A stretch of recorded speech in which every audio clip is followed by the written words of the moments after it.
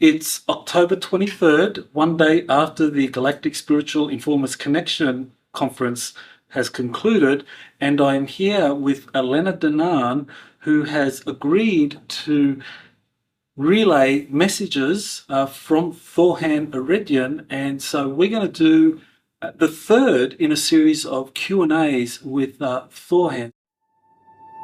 You're listening to Exopolitics Today with Dr. Michael Salla, your source for the uncensored truth regarding the human, extraterrestrial, global, and political agenda. Click the like button and subscribe to this channel.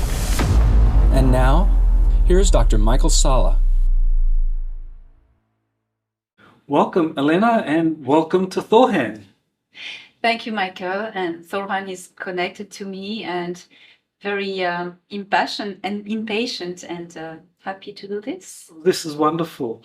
Well, I know the last time we communicated with Thor Han during a road trip towards Nashville, Tennessee, we talked about the hub that the Galactic Federation, the Andromeda Council, Ashtar Command was working on in collaboration with the Earth Alliance and Space Command. So, can you give us an update on the hub? Where does that stand right now?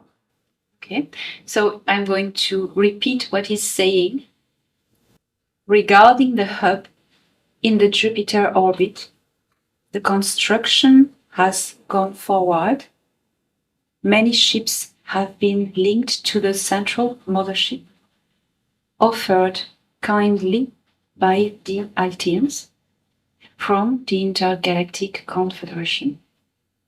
Many tunnels have joined the ships together, and now it is starting to look like the first ring is about to be completed.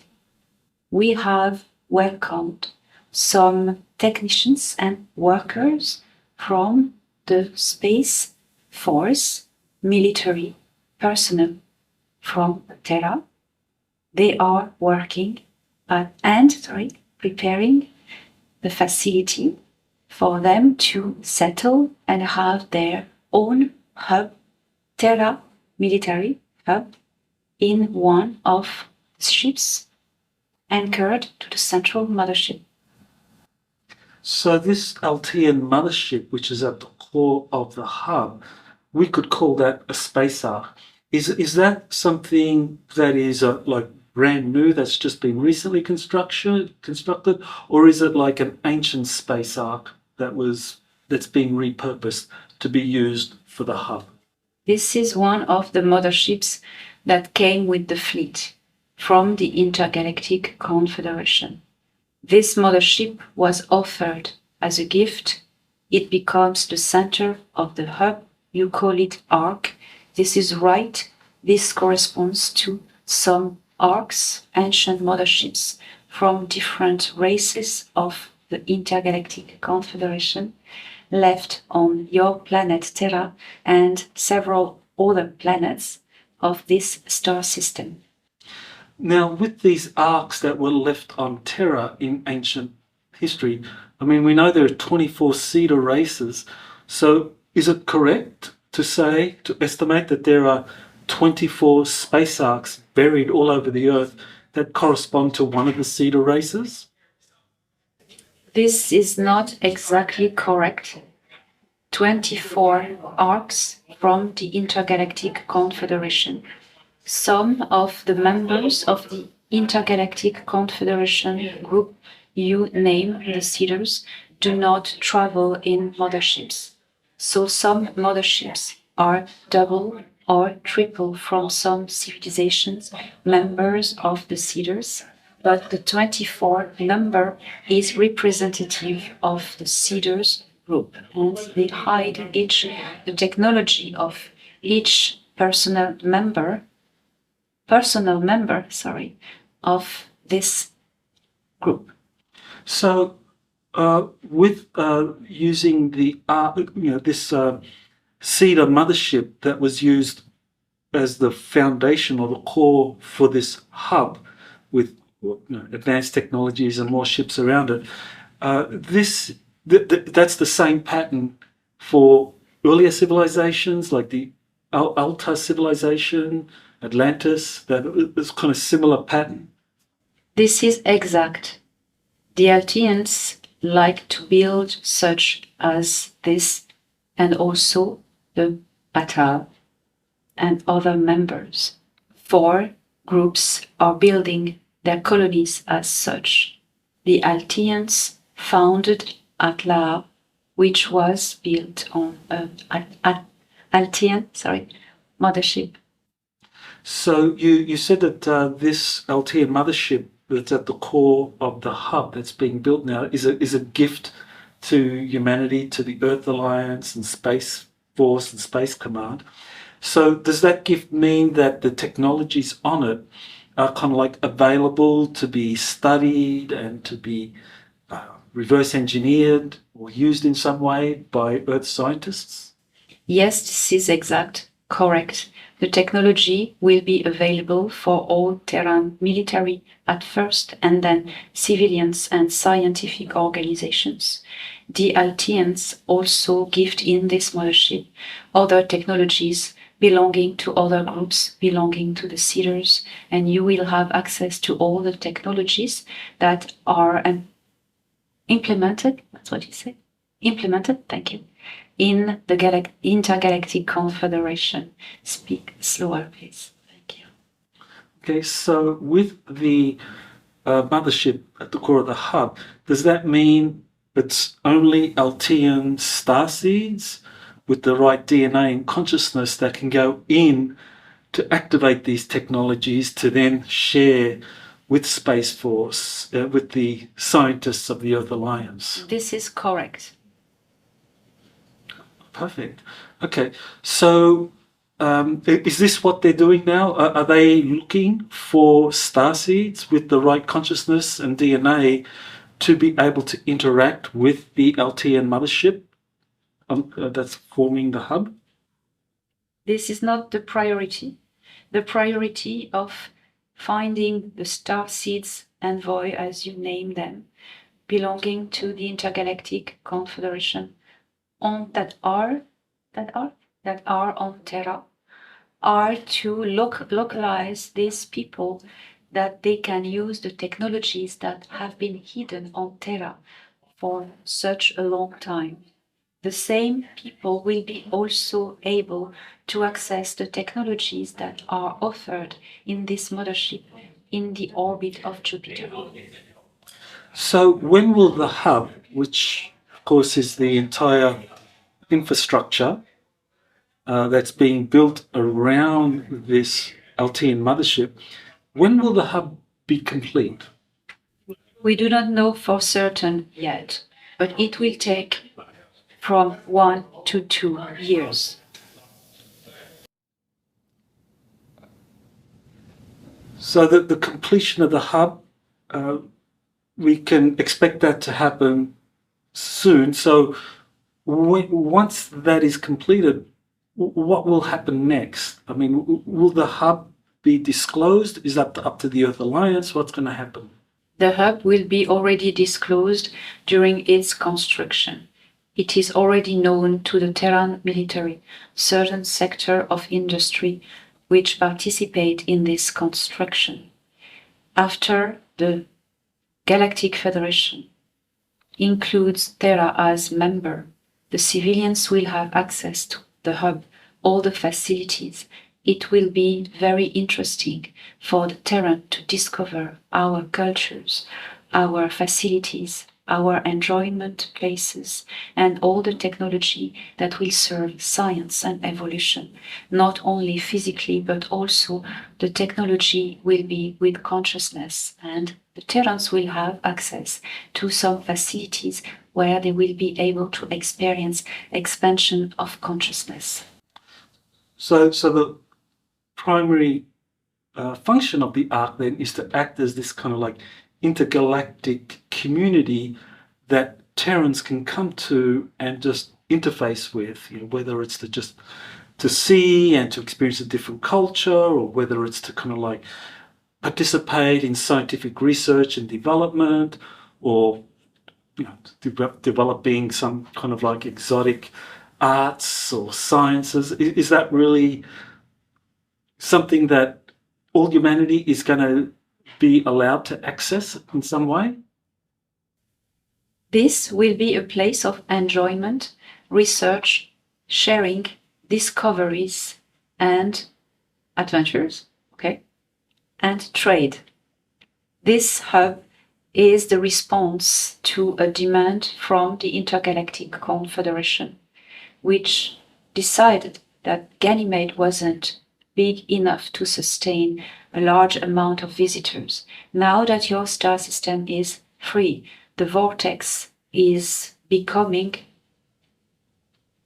how would I say, a place of trade, and we need to secure this place of trade for the exchanges. With this hub, there will be a military presence. This hub will welcome civilizations from this galaxy, even the farthest quadrant and other galaxies, and it will be very interesting for the Terrans to interface with these new visitors. Trade will be regulated. This needs to be. You will discover what it is like to be part of an intergalactic culture, because when you join membership with the Galactic Federation of Worlds, you become instantly member of the Intergalactic Confederation. Terrans will be able to experience all these new cultures. They cannot do this now. I am speaking about the civilians, because it will be a shock, cultural shock for them. Okay. Well, I know that there was a television series called Deep Space Nine based on the Star Trek series, where you have a kind of like this space station that was a hub for trade and intergalactic communication. Is this kind of like what we're looking at with the hub? I recall this series. Elena watched it. I was interested because it depicts your near future. This creator, Gene Roddenberry, it is not him who produced this new series you are mentioning, but he gave the plan with all the instructions to his followers to continue producing this series of movies. And what can you say else? The vortex is the same vortex as the Jupiter Stargate. Deep Space Nine, the facility is a reflection of the hub in the near future. Your planet was liberated from Enlil and Sikaar. The reptilians are represented in this series as the enemy who left the planet after the Federation won upon them. This is true. This is your future reality. One of the things that I've speculated about is that Gene Roddenberry had been given information from the future about humanity, and that his series, Star Trek and the Deep Space Nine, that these were based on kind of like future events that had been revealed to him, that had been disclosed to him through a US Navy disclosure program. Is that kind of like correct? We gave this information to your Terra military a long time ago, and this information was to be infused in your society through this media. Gene Roddenberry performed the program he was given through a visual and movie representation of this program. It needed not to be exact, because if it was exact, this series would have never been authorized by your enemy. Deep Space Nine represents the last stage of the program. After this series, nothing belongs to the program. Yes, I mean, I watched the series. It was I really thought that the planet Bajor in the series was like so clear that that represented the Earth. You know, there was a long-term occupation by these Cardassians, like reptilians, and the Earth was going through a transition, a liberation, to be eventually incorporated into the Federation. So I thought it was a really interesting kind of like series that depicted what we see now really happening. This series, I had an interest while Elena watched it some years ago. This series, I noticed that there is a warning, not only about the liberation from the reptilian people, but also from the slower please. You know you're excited. But also about the liberation of the people from themselves on Bajor planet. The spiritual liberation needs to happen and is largely mentioned in this series. Yes, we say series. Sorry. It is largely mentioned in this series that the people of planet Bajor needs to liberate themselves from a spiritual tyranny that is blocking their evolution. This is quite well done. Do you see the message? Yes, I think the message is very clear, and I think the series was very well done. Now, in the series, you have the portal, and that corresponds to this Jupiter stargate or this Jupiter portal. Correct. Is this Jupiter portal something that could be exploited by a potential enemy to kind of come through, similar to how in the Deep Space Nine series you had the Dominion coming through this portal and threatening, you know, not only Bajor but the entire Federation. So this Jupiter portal, is it something that, I mean, obviously represents opportunity for trade, intergalactic trade, but also is there a potential threat? Yes, it is. This is why it is largely protected. The Ashtar command will be enforced, and Jupiter planet will be more crowded with the military forces of the Ashtar Galactic Command. Also, the Intergalactic Confederation will stay here and remain in the facility with different cultures present in their military protection. The Earth Alliance will grow in power, Space Force will grow in power, and this area of your star system will be largely protected because the portal, although I'm looking for the right term. We have protected all the frequency access to this star system with all the other portals. And we are sure it is safe, but we are never protected from incursion and intrusions into your star system through this portal. This will be a threat, of course, and we need to be vigilant. It will be highly secured. The frequency keys from certain cultures and their ships have been disabled, but we will be here to protect this portal. Is there a formal agreement or collaboration between the Ashtar Command and the Earth Alliance? Yes, they are working together. They have been working together since 1932. Let me see. So the last time we talked, you mentioned that China was staying outside of these agreements that had been reached between the Earth Alliance Space Command with the Galactic Federation and the Ashtar Command. Is that still the case? Is China outside of that framework? China is a problem. They are trying to build force in your space outside of your planet using your satellite, Luna. They will not succeed and it will lead to their defeat, their economic failure. They are trying to gather allies, but the allies will not remain. China wants to compete. They have honor, and they do not like to be put aside. When the Jupiter agreements occurred, they didn't like what was decided. Now they still remain as wanting to build their own power. I am looking at what I say, not to tell you words that could be misled into understanding something different.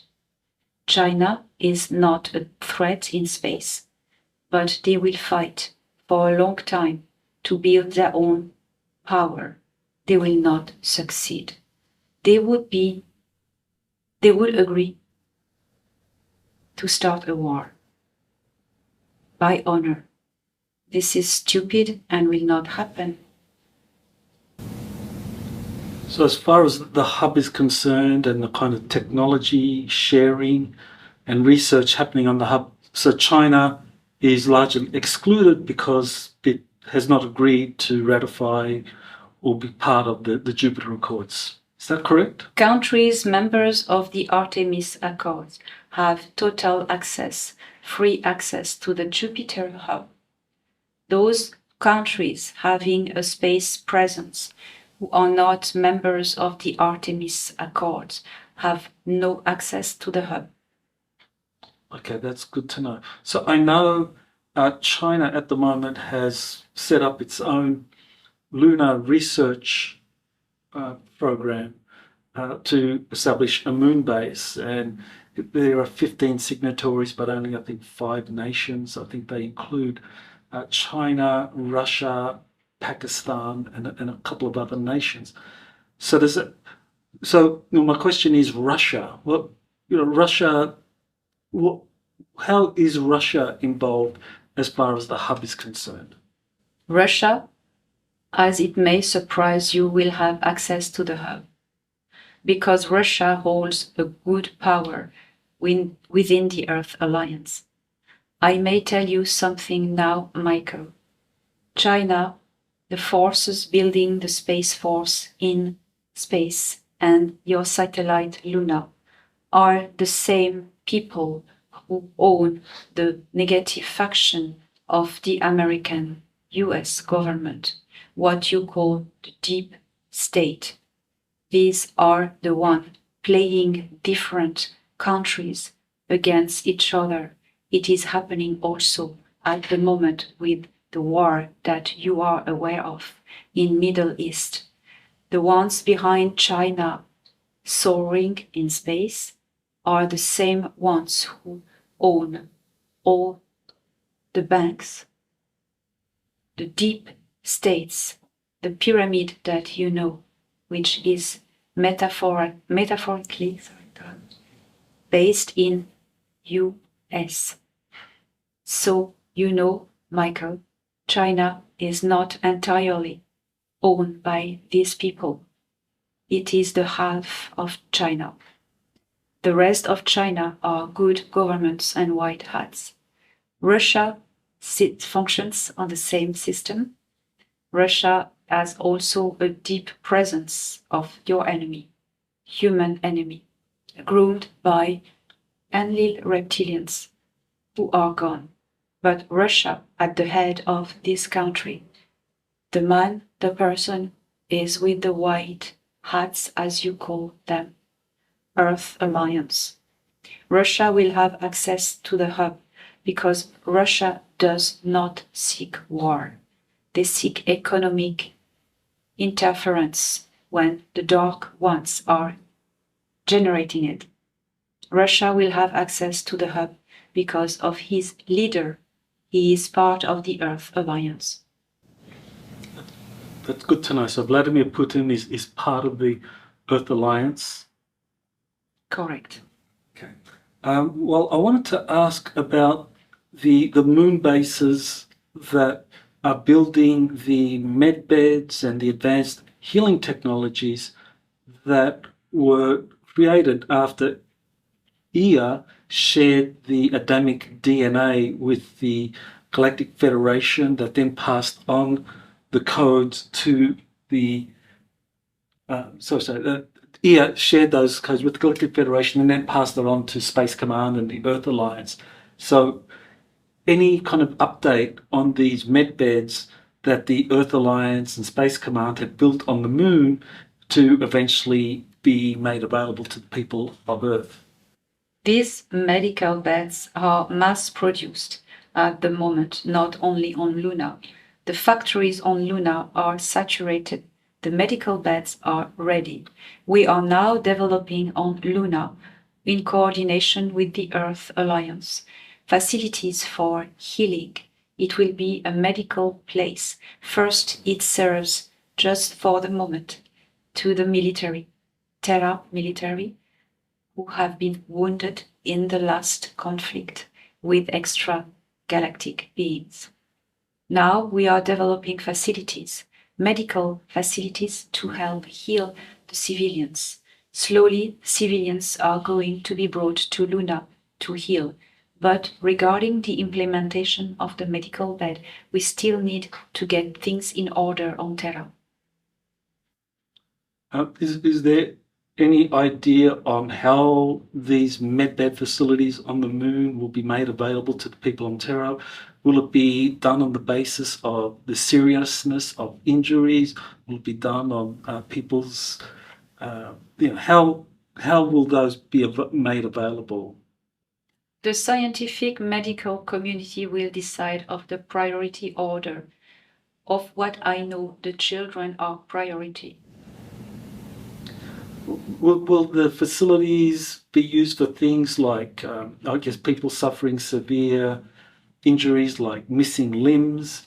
What about, say, age rejuvenation, which is a big interest to many people? It is significant, Michael, that you mention age longevity, because I want to tell you this. The persons who will be prioritary, as I suppose, will be those whose life is endangered for longevity, to preserve their genetic heritage. And these people who should live longer and have diseases that stop their longevity, alters their lifespan, will be in the priority on the top of this list, I presume. Okay, so we can assume then it's people that are, say, like 70 years old, but in good health.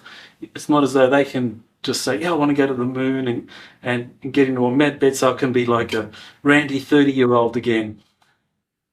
I know, Michael, you would like this to happen to you and others.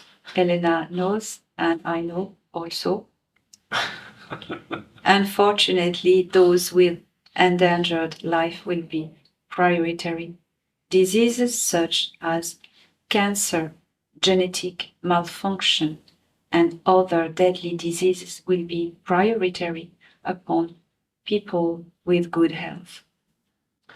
So one of the things that I think is very helpful to kind of like differentiate is that the age rejuvenation potential of these technologies on the moon, that's one path.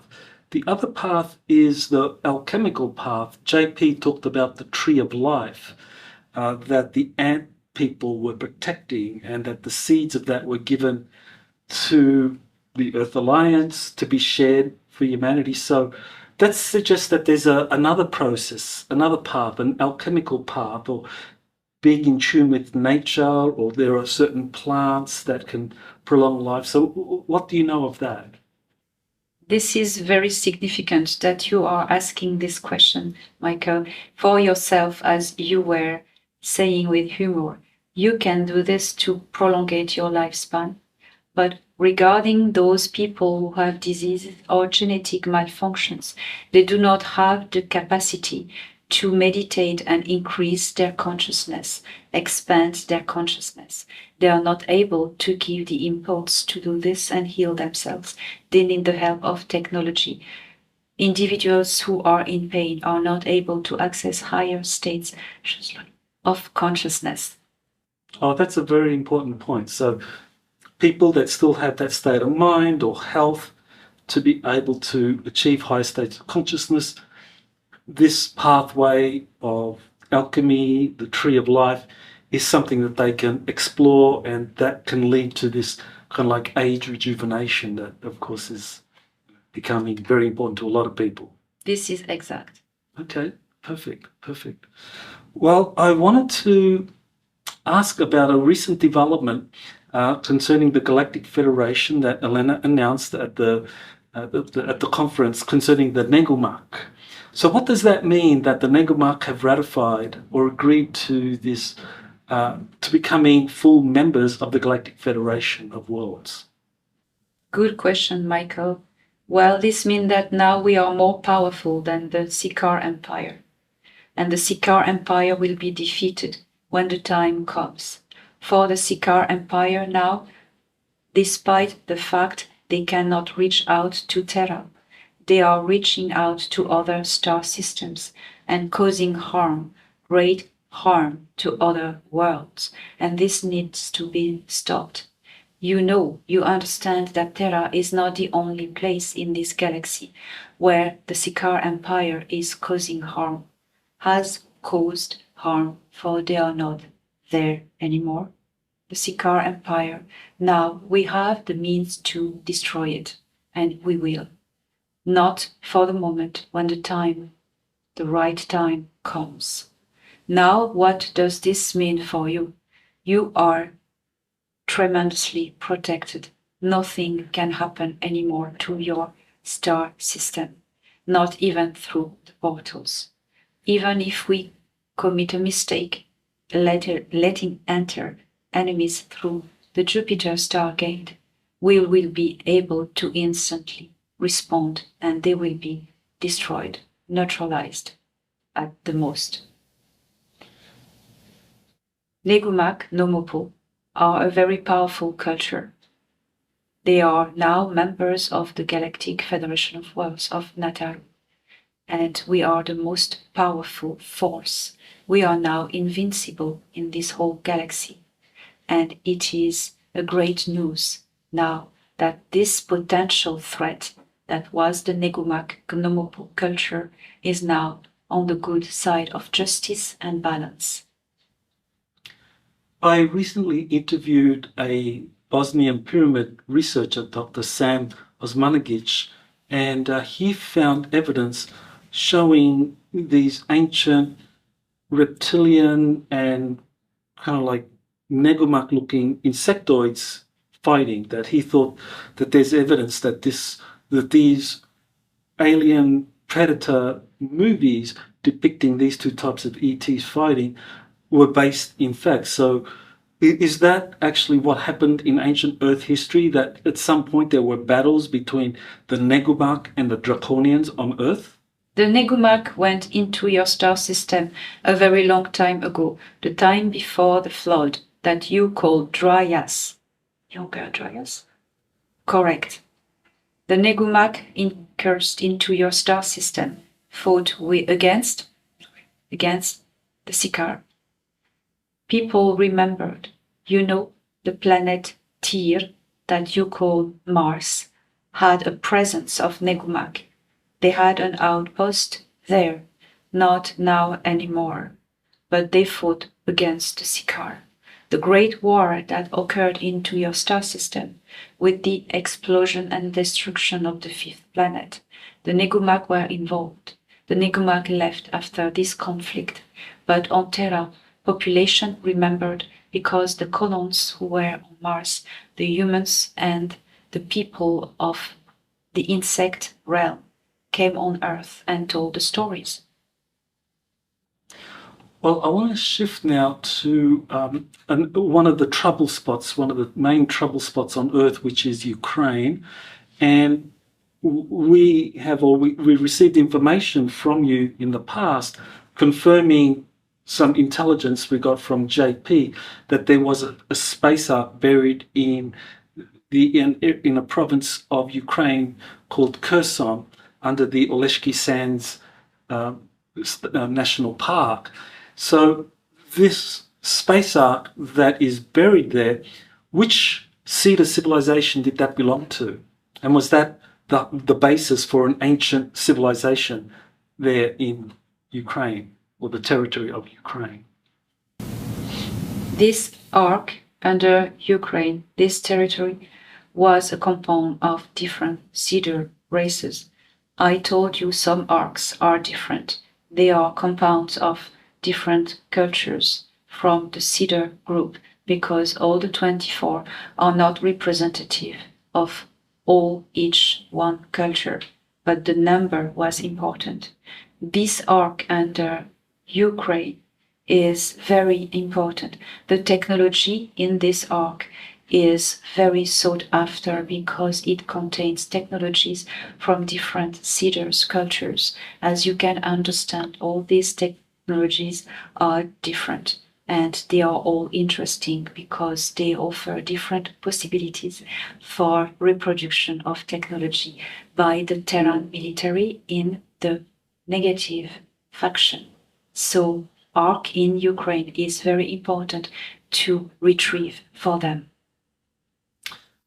So this arc in Ukraine, some time back in history, right now that area, Oleshki Sands National Park, is just barren. But sometime back in history, it was a flourishing civilization with advanced technologies that were supplied by the ark, or what was inside the ark. Is that correct? This is correct. In this place, there was a colony from the Intergalactic Confederation, a small colony, although the ark was a great ship. They built a city around it, and not far on this planet, in the same area, you can find pyramids buried under vegetation. Can you say the location? This is what you call East Central Europe. Okay, thank you. So right now, the Ukraine conflict, there appears to be an effort by the Ukrainian army to launch an offensive to retake Kherson, to retake the area where the ark is. So to me, that's a sign that the Ukraine conflict, a major factor, maybe not the only factor, but a major factor is that, as you said, competing factions are trying to fight for control of the space ark. Let me tell you something, Michael. Why would Terran factions of military fight so hard and I do not want to scare by the word disaster and killing and slaughtering people. This is negative talking, but that's what they did. They slaughter civilians to recuperate a peninsula that is barren with nothing on it. This doesn't make sense. This is because this peninsula is the hub for a lot of laboratories and facilities that the negative one built around the ark. They wanted to exploit the technology of the ark for their own benefit, creating centers for genetic modification and research. They wanted to create creatures and people who would have special abilities. They started to build an army of clones with advanced capacities in this area underground. They were experimenting also on diseases that would be spread into the atmosphere. They experimented a lot of weapons. This facility under this peninsula in Ukraine is the hub for different laboratories experimenting weapons on this planet to slaughter the population. This would have been extremely dramatic for the whole population of Terra if their plans would have reached completion. But now, do not worry. This will not happen. The facilities have been taken by the Earth Alliance and the hybrids liberated and taken to medical facilities. Unfortunately, I regret to say that many of these hybrids have been terminated because they were not only in pain, but very powerful weapons programmed with artificial intelligence, linked an interface with biology, and this shall not live I am sorry to say we terminated their lives. This was necessary. We are not prone to do this, but it was necessary. They were taken off world, and this was done. So it would be accurate to say then that Vladimir Putin, when he authorized the limited military operation against Ukraine and took over the region of Kherson, that this was one of his motivations to take control of these underground laboratories and facilities that were exploiting technologies from the space arc for creating clones, biological weapons, and other kind of weapons of mass destruction, that was one of the major factors that influenced his decision? Vladimir Putin did not have interest in the ark, for he had access to this technology freely. I will not say more about this topic. He authorized these operations to put an end to the laboratories and the factories of hybrids, because this would have destroyed your planet. This particular operation was the key operation for the humans on your planet to liberate it. This was the singularity operation that liberated your planet from the potential tyranny and occupation of your human dark ones, putting an end to this production of diseases and clones has liberated your planet. Now this point is reached where you are going through a positive future. Vladimir Putin has been... There are things I cannot say about him, but he was really depicted as a dark one. He is not a dark one. Be sure that he is for humanity and working with humanity and for humanity, whoever he is. Okay. Well, I would like to now move over to the Israel-Palestine conflict, and it does seem that many people have made the claim, and I would agree, that this attack by the Hamas terrorist group against the Israeli Palestinians, that was against the Israeli citizens, that was actually allowed. And we know there's a famous journalist, Seymour Hersh, who said that 2 out of 3 Israeli army battalions were withdrawn just prior to the attack, allowing it to happen. So, was this attack allowed to happen, and why? We didn't authorize this attack. This was a human conflict. Despite the fact we tried to put a limit to the casualties, we rescued a lot of civilians. But, as High Commander Jor-El told you, this was organized by the deep state. The 2 factions in this war are owned by the same people, and they played this to induce people to draw their attention to this part of the world, why other priority events are happening on this planet regarding the evolution of your planet and the disclosure of the truth. This planet, what happened there in Israel and the area, has been an attention that was drawn for the people, that you are worried, but also this is an industry, you understand, industry for these 2 parties to get the most as they can with the profit before they fail, because they are failing. These 2 factions are owned by the same people who hold the financial keys of your system on Terra. Now many people have the question, well, with the Israeli-Palestine conflict, why doesn't the Galactic Federation stop this? And so I think that it's because they leave it up to the Earth Alliance to sort out our kind of geopolitical problems. But please, if you, Thor Han, would like to explain, from your perspective, why the Galactic Federation can or can't intervene in these kind of conflicts. You are not member as a planetary culture of the Galactic Federation of Worlds. This means that we do not have authorization to take part in your inner conflicts, humans against humans, led by humans and owned by humans. Now we have intervened through the Earth Alliance.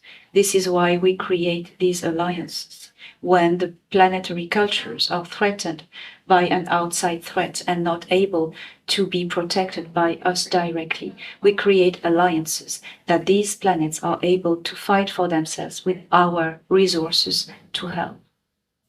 Can the Solar Warden space program intervene? I mean, that is a multinational alliance. Can't they come in and stop this conflict? Solar Warden program intervening in such a conflict would disturb disclosure. So there's a disclosure plan, and Solar Warden for the moment is staying behind the scenes. So it would be fair to say that this actually is part of the awakening process, that this Israel-Palestine conflict is part of humanity's awakening, so that the conditions are created for Solar Warden and disclosure to happen. The Dark One have created the operation of the Palestine-Israel conflict. This is not part of the plan of disclosure of the truth. But when you look behind the reality of what you see, there is a higher view, a higher sight, perspective, where you can see that there is a higher will from Source. All the wounds, you know, are made for discovering that you can heal yourself. Source is playing actors to create and enable evolution. What you see on Terra, this is difficult to explain to many Terrans because those who are in suffering and in pain are unable to hear. This is also playing a role in your opening of consciousness and your evolution as a planetary culture and a planetary consciousness, because these dark people who are creating wars, owning the financial systems, the petrol industries, are also actors from Source. You understand all of this plays for evolution. When you have a conflict, it makes you stronger and more intelligent, so you can fight it, and also it opens your consciousness. So I know in the past, Una has said that 2023 would be the year of disclosure or the liberation.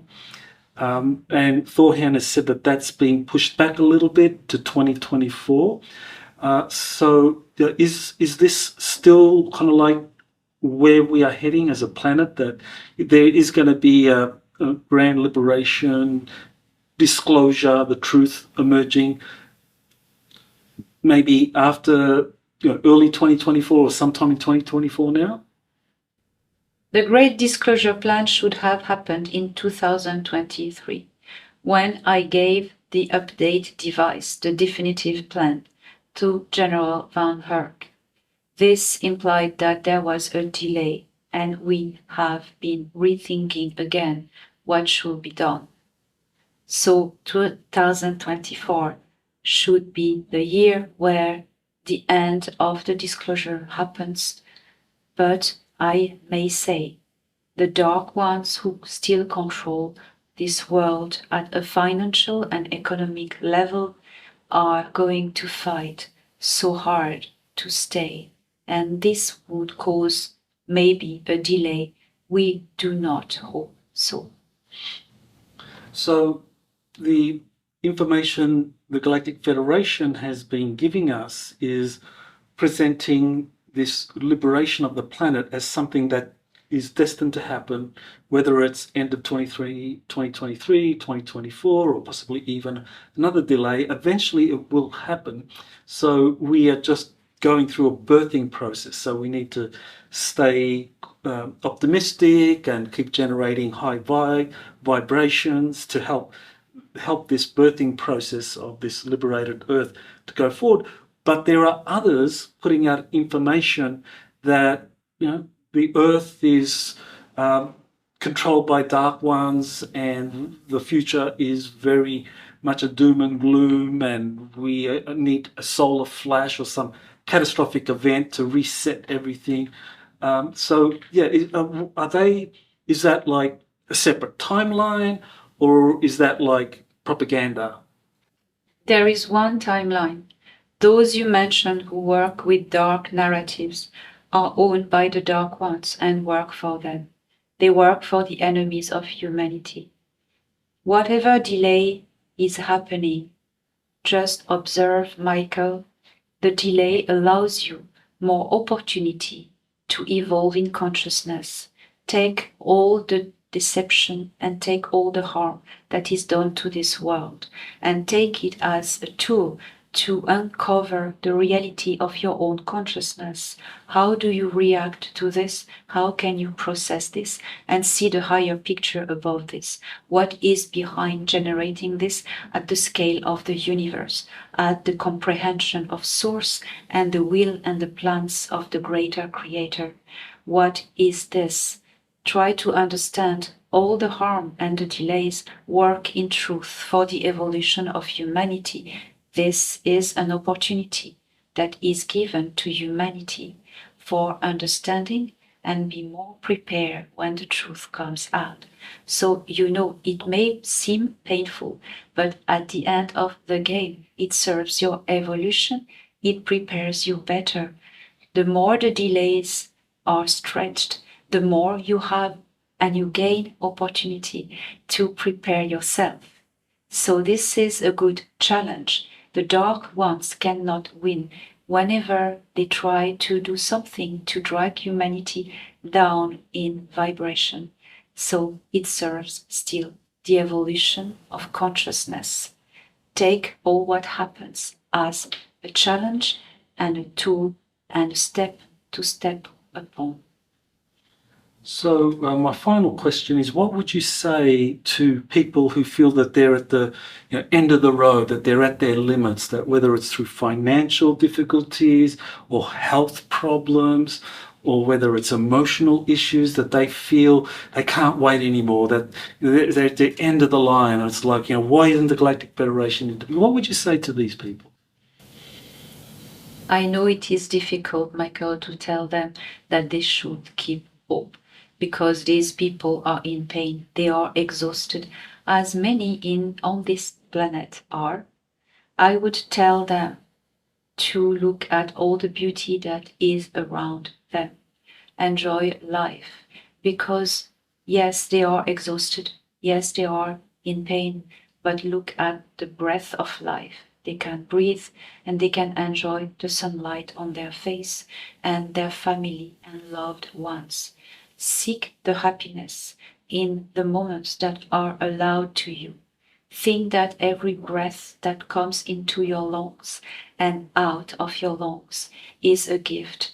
Every second that is bestowed to you is a gift from Source, and you need to honor it and celebrate it. When you see no hope, celebrate the present. And the present, if you celebrate it, will create a hopeful future, because you will ground into who you are.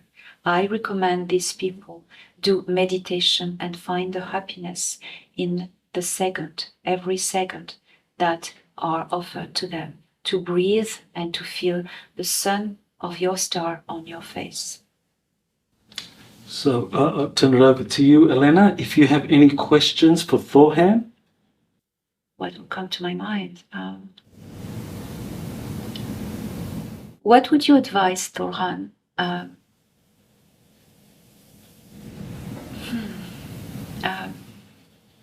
to people who